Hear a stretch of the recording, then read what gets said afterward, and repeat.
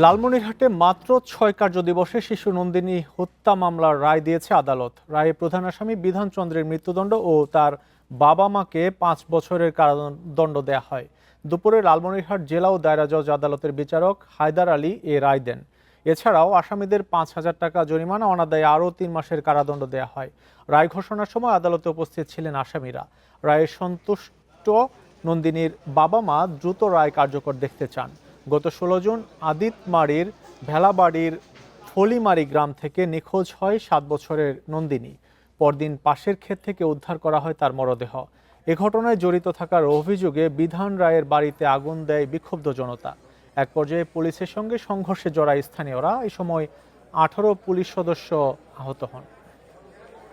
বিচারে সন্তুষ্ট হয়েছি এবং দ্রুত ফাঁসির কার্যকরতা চাই। ৬ কার্যদিবসের মধ্যে আপনারা জানেন সমস্ত সাক্ষ্য গ্রহণ শেষে আজকে বিজ্ঞ ন্যায় আদালত এটা রায় প্রচার করেছেন। ১ নম্বর আসামি যিনি হত্যা করেছেন বিধানচন্দ্র রায়, তাকে ন্যায় আদালত তাকে ফাঁসির আদেশ দিয়েছেন।